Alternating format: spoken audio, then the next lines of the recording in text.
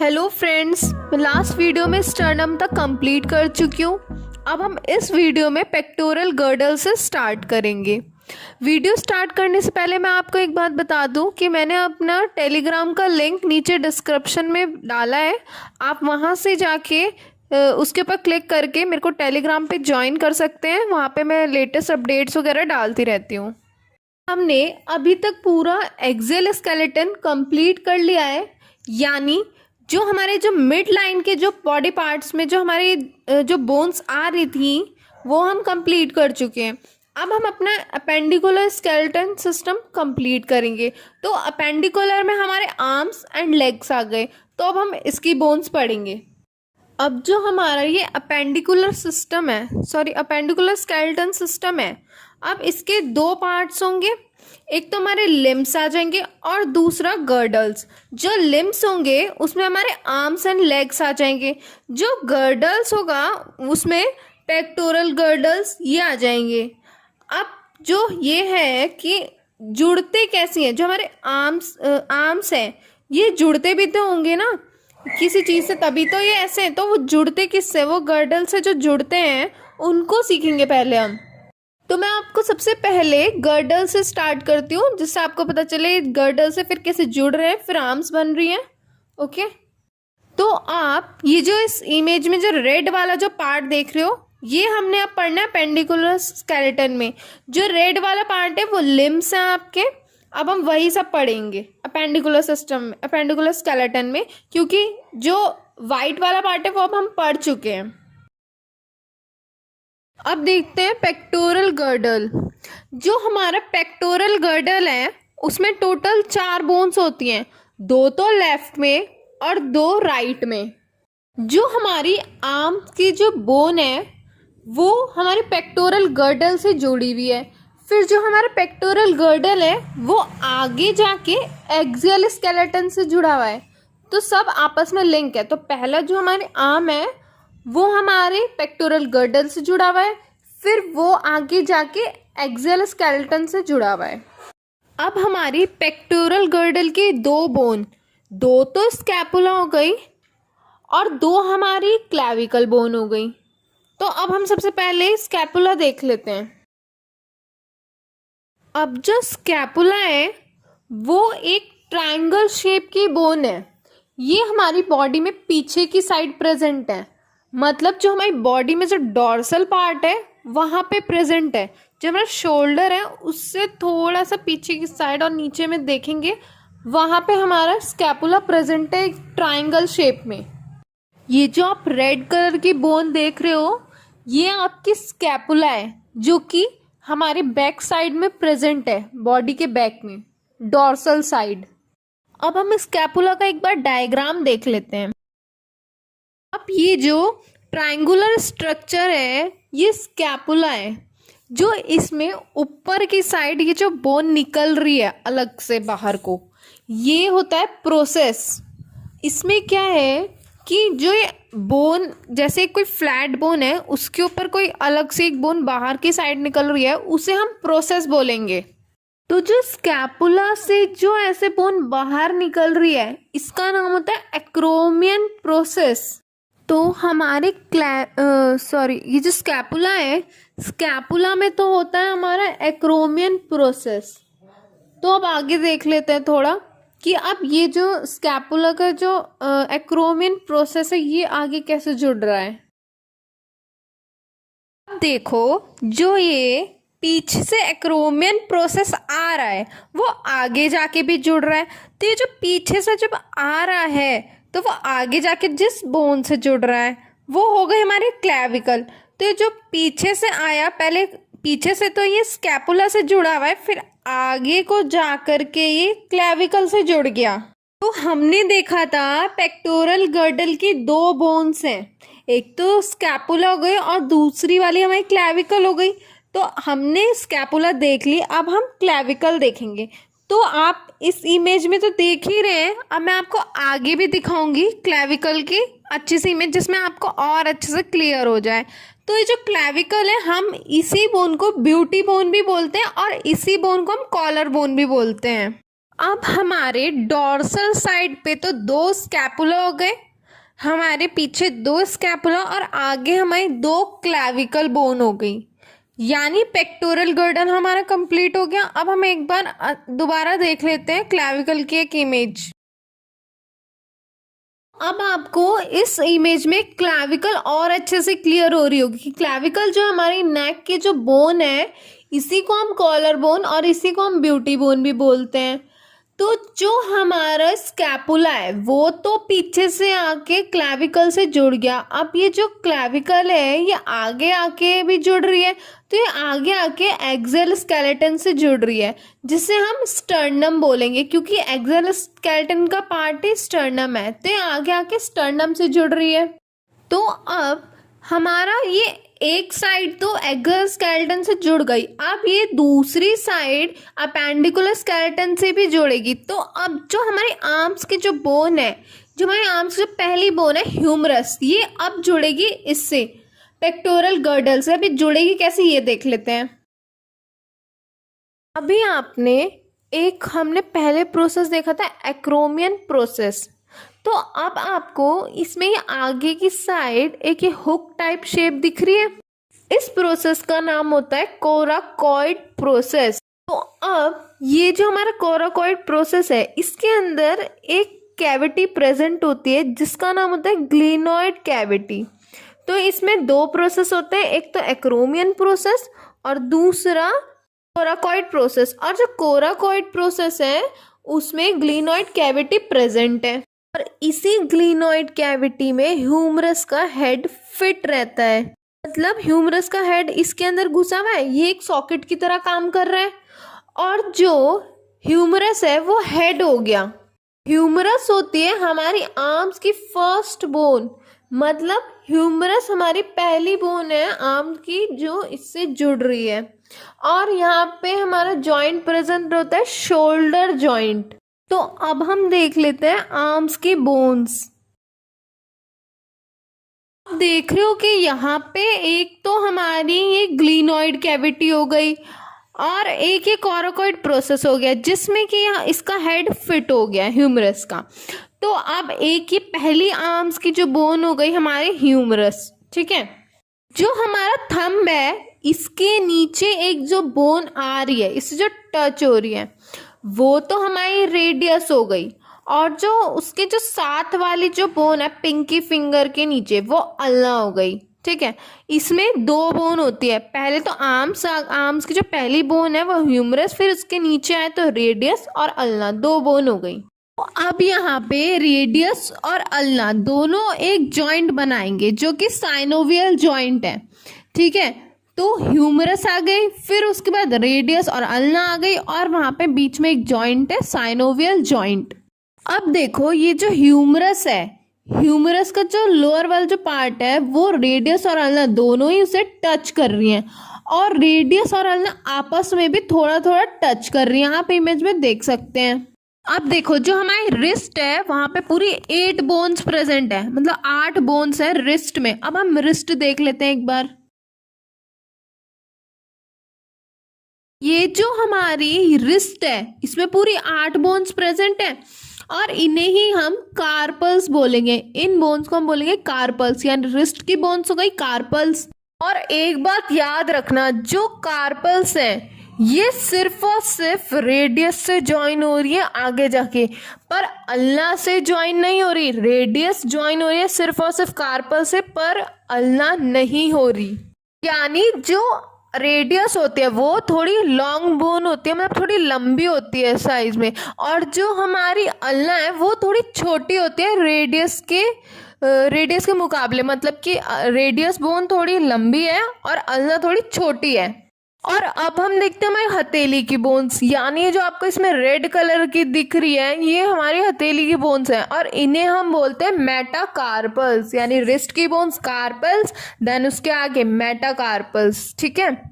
जो हमारी रिस्ट है उसमें पूरी 8 बोन्स हैं, और फिर हमारी जो मेटाकार्पल्स हैं वो पूरी 5 बोन्स हैं, यानी 5 हो गए मेटाकार्पल्स और 8 हो गई कार्पल्स। अब एक बार मैं आपको दोबारा से रिवाइज करा देती हूँ। देखो पहले हमारे आई थी ह्यूमरस, ठीक है। ह्यूमरस के बाद हमारी दो बोन्स आई, एक तो रेडियस आ गई और एक अल्ना आ गई। जो ये रेडियस और अल्ना जो स्टार्टिंग पॉइंट है इनका, ये तो ह्यूमरस से दोनों टच हो रही है और ये दोनों आपस में भी टच हो रही है। देन इसके थोड़ा नीचे आते, देन रेडियस और अल्ना जब नीचे आई तो ये जो इसमें ये टच हो रही है मेटाकार्पल, सॉरी कार्पल से। रेडियस और अल्ना देन टच हो रही है कार्पल से। कार्पल्स हो गई हमारी रिस्ट की बोन जो कि पूरी 8 होती हैं। फिर कार्पल्स के बाद आई हमारी मेटाकार्पल्स जो कि पाम की बोन्स हैं, यानी हथेली की बोन्स जो कि होती हैं पूरी 5, यानी मेटाकार्पल्स हमारी 5 हो गई। ठीक है, ह्यूमरस 1 हो गई, रेडियस 1 हो गई, अल्ना 1 हो गई, देन कार्पल्स पूरी 8 हो गई, देन मेटाकार्पल्स 5 बोन्स हो गई जो कि हमारी पाम की है। एक चीज और, रेडियस जो है वो थंब के नीचे वाली बोन है और जो अल्ना है वो पिंकी फिंगर के नीचे वाली बोन है। और रेडियस टच हो रही है कार्पल से पर अल्ना टच नहीं हो रही है। अब हम देखते हैं हमारी फिंगर्स की बोन और हमारी थंब की बोन। अब थंब में प्रेजेंट होती है 2 बोन, यानी थंब बना है 2 बोन से, और जो हमारी फिंगर्स है यहाँ पे 3-3 बोन प्रेजेंट है। सब में 3, एक फिंगर में 3 बोन, फिर 3 बोन, मतलब सभी फिंगर्स में 3-3 बोन प्रेजेंट है। सिर्फ एक अकेले थंब में 2 बोन्स प्रेजेंट होती हैं और इन्हीं को हम डिजिट्स बोलते हैं, यानी फिंगर्स और थम्स को हम डिजिट बोलते हैं। और ये इसमें प्रेजेंट हो गई हमारी पूरी 14 बोन्स, यानी इन्हीं डिजिट्स को हम बोलेंगे फैलेंजेस, यानी फिंगर्स और थंब को मिला के हम बोलेंगे फैलेंजेस। तो हमारी आर्म्स में पूरी टोटल 30 बोन्स होती हैं और 30 बोन्स हमारी लेग्स में भी होती हैं। तो आपके यहाँ पे आर्म्स की सारी बोन्स कंप्लीट हो गई। अब हम लेग्स की बोन्स देख लेंगे। तो अब हमें लेग्स की बोन स्टार्ट करने से पहले हमें पेल्विक गर्डल पढ़ना पड़ेगा कि वो कैसे जुड़ती हैं पेल्विक गर्डल से, क्योंकि ऊपर तो हमने पढ़ा पेक्टोरल गर्डल जो कि आर्म्स की बोन्स को जोड़ रहा था, पर हम नीचे पढ़ेंगे अब हम पेल्विक गर्डल। तो अब हम पेल्विक गर्डल से स्टार्ट करते हैं। ये जो रेड कलर का जो इमेज है ये आपका पेल्विक गर्डल है। अब हम इसे देख लेते हैं और अच्छे से।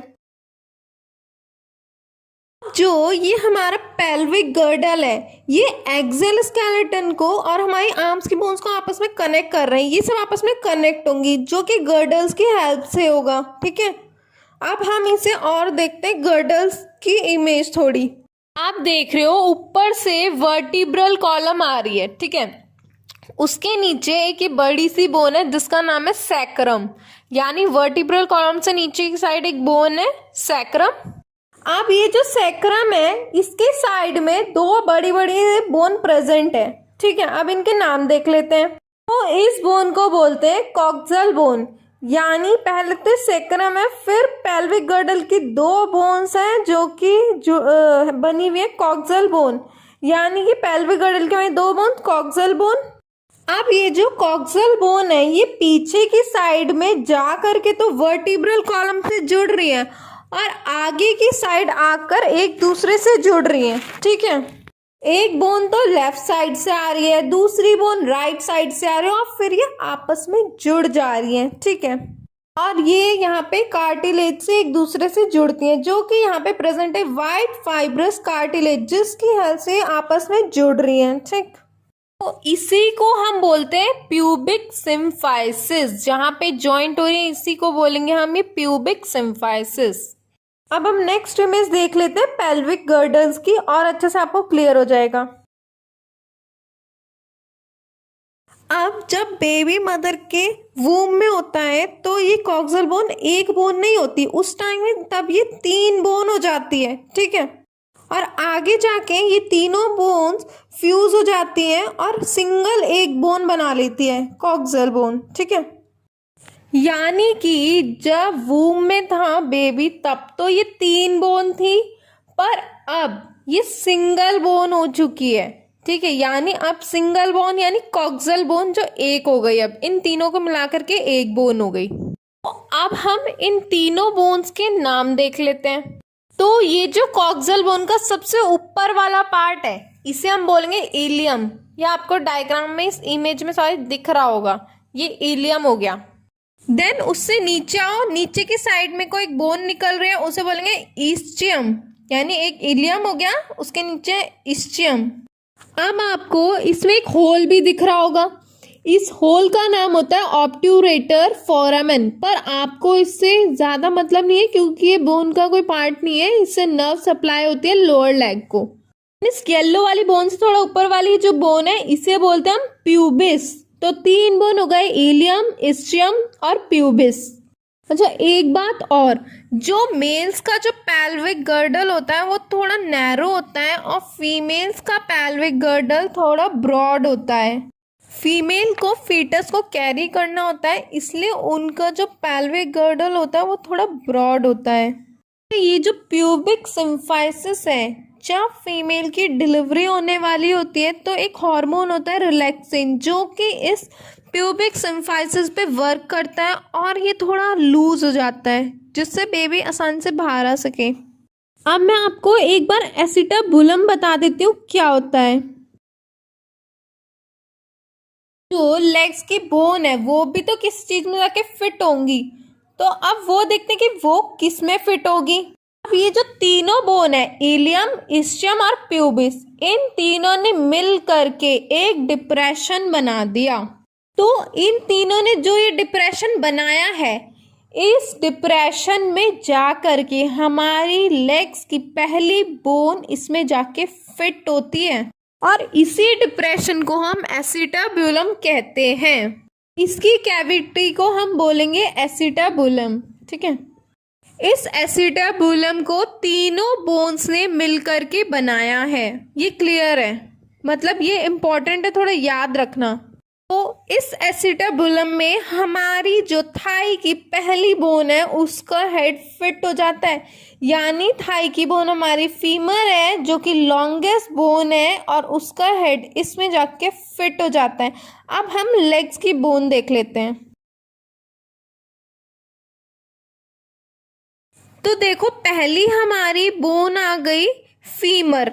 फीमर जो हो गई हमारी थाई की बोन हो गई सबसे बड़ी बोन, लॉन्गेस्ट बोन, ठीक है। देन उसके नीचे आते हैं हमारी एक थोड़ी ब्रॉड होगी साइज में, उस बोन का नाम होगा टीबिया।